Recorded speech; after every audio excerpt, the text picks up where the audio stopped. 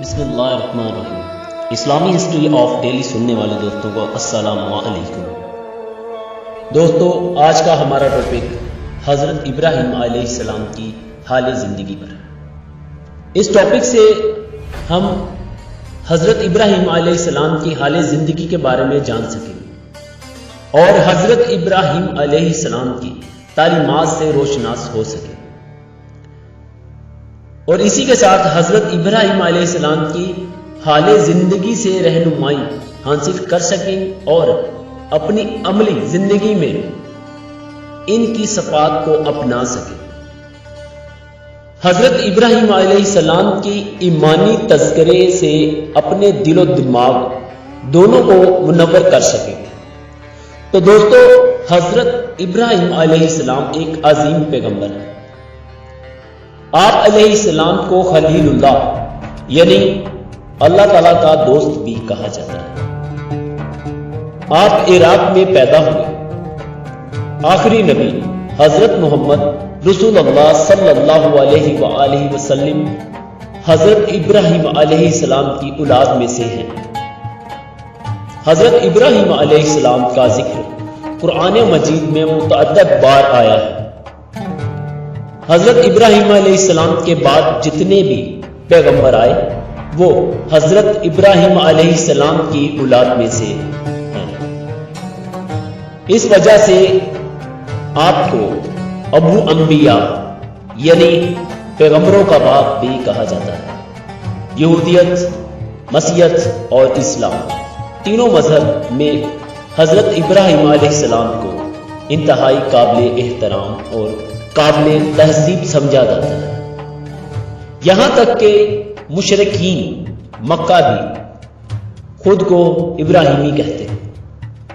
حضرت ابراہیم علیہ السلام تقریباً 4000 سال قبل عراق میں پیدا ہوئے۔ حضرت ابراہیم علیہ السلام نے بچپن سے ہی بتوں کی عبادت کی مخالفت کی۔ حضرت ابراہیم علیہ السلام کی کھل کر بتوں کی مخالفت کرنے پر ان کو قتل کرنے اور گھر سے نکالنے کی دھمکی دی گئی۔ حضرت ابراہیم علیہ السلام نے ایک مرتبہ بت خانے میں جا کر بتوں کو ٹکڑے ٹکڑے کر دیا اور آپ علیہ السلام کا نمرود بادشاہ کے ساتھ مناظرہ ہوا۔ مناظرہ میں حضرت ابراہیم علیہ السلام کی دلائل پر غور و فکر کرنے کی بجائے یہ شاہی فرمان جاری کر دیا گیا کہ ان کو جلا ڈالو اور اپنے معبودوں کی مدد کرو۔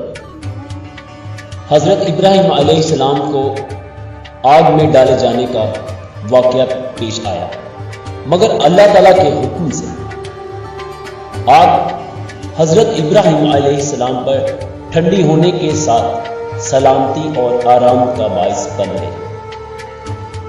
اس قوم کی بد نصیبی کی حد یہ تھی کہ اتنا بڑا معجزہ دیکھنے کے باوجود بھی وہ ایمان نہیں لائے۔ اللہ تعالیٰ نے حضرت ابراہیم علیہ السلام کو عراق سے فلسطین ہجرت کرنے کا حکم دیا۔ فلسطین اور شام کے علاقہ میں آپ علیہ السلام کی دعوت خوب پھیلی۔ آپ علیہ السلام توحید کی تبلیغ کے لیے مصر بھی تشریف لے گئے۔ اس طرح حضرت ابراہیم علیہ السلام نے دنیا کے ایک بڑا حصہ میں اللہ تعالیٰ کی بندگی اور اطاعت کا پیغام پہنچایا۔ حضرت ابراہیم علیہ السلام کی 2 ازواج مطہرات، پہلی حضرت سارہ علیہ السلام اور دوسری حضرت ہاجرہ علیہ السلام جو حضرت سارہ علیہ السلام کی کنیز تھی۔ اللہ تعالیٰ نے حضرت ابراہیم علیہ السلام کو عمر کے آخری حصہ میں اولاد سے نوازا۔ حضرت اسماعیل علیہ السلام آپ علیہ السلام کے بڑے بیٹے ہیں، جن کی والدہ کا نام حضرت ہاجرہ علیہ السلام ہے۔ دوسرے بیٹے کا نام حضرت اسحاق علیہ السلام ہے اور ان کی والدہ کا نام حضرت سارہ علیہ السلام۔ اللہ تعالیٰ نے ان دونوں بیٹوں کے ذریعے حضرت ابراہیم علیہ السلام کو بڑی برکت عطا فرمائی۔ اللہ تعالیٰ کے حکم سے حضرت ابراہیم علیہ السلام نے اپنی بیوی حضرت ہاجرہ علیہ السلام اور حضرت اسماعیل علیہ السلام کو مکہ مکرمہ کی چٹھیل میدان میں چھوڑ دیا۔ جب کھانے پینے کے لیے کچھ نہ رہا تو حضرت ہاجرہ علیہ السلام بے چین ہو کر قریب ہی صفا اور مروہ پہاڑی پر پانی کی تلاش میں ادھر ادھر بھاگنے لگے۔ صفا اور مروہ کے درمیان تقریباً انہوں نے 7 چکر لگائے۔ ایک ماں کی یہ بے چینی دیکھ کر اللہ تعالیٰ نے وہاں پانی کا چشمہ جاری کر دیا جسے زمزم کا چشمہ کہا جاتا ہے۔ اس طرح اس بے آباد وادی میں پانی کا انتظام ہو گیا۔ کچھ مدت کے بعد ایک قبیلہ بنو جہرم کا ادھر سے گزر ہوا۔ پانی کی سہولت دیکھ کر انہوں نے حضرت ہاجرہ علیہ السلام سے قیام کی اجازت چاہی۔ حضرت ہاجرہ علیہ السلام نے انہیں قیام کی اجازت دے دی۔ حضرت ابراہیم علیہ السلام کو اللہ تعالیٰ نے خواب میں اشارہ دیا کہ وہ حضرت اسماعیل علیہ السلام اپنے لگتے جگر کو اللہ کی راہ میں قربان کر رہے ہیں۔ حضرت ابراہیم علیہ السلام کو یہ خواب مسلسل 3 راتیں دکھائی گئی۔ حضرت ابراہیم علیہ السلام نے جب دوسری رات یہ خواب دیکھی تو وہ تھوڑے سے پریشان ہو گئے۔ جب تیسری رات یہ خواب دیکھی تو انہیں یہ یقین ہو گیا کہ اللہ کی راہ میں مجھے اپنا لگتے جگر حضرت اسماعیل علیہ السلام کو قربان کرنا پڑے گا۔ تو حضرت ابراہیم علیہ السلام حضرت ہاجرہ علیہ السلام اور حضرت اسماعیل علیہ السلام کو ملنے کے لیے روانہ ہو گئے۔ جب حضرت ابراہیم علیہ السلام نے حضرت ہاجرہ تو حضرت اسماعیل علیہ السلام فوراً مان گئے۔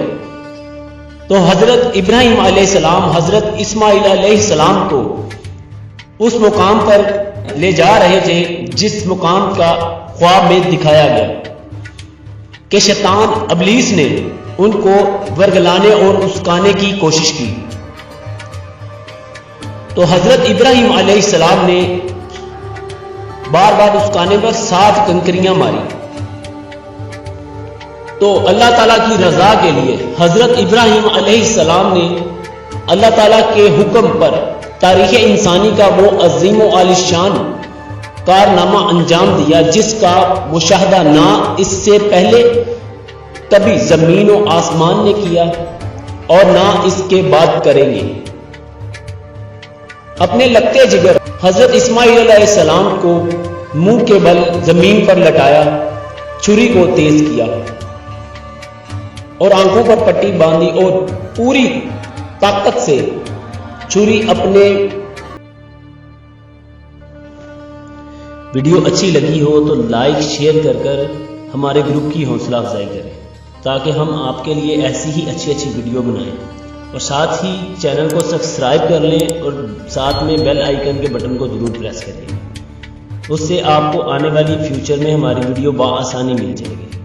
اور درود پاک کی فضیلت سے ہونے والی دعا میں اپنا نام بھی کمنٹ سیکشن میں شامل کریں۔ جزاک اللہ خیر۔ السلام علیکم۔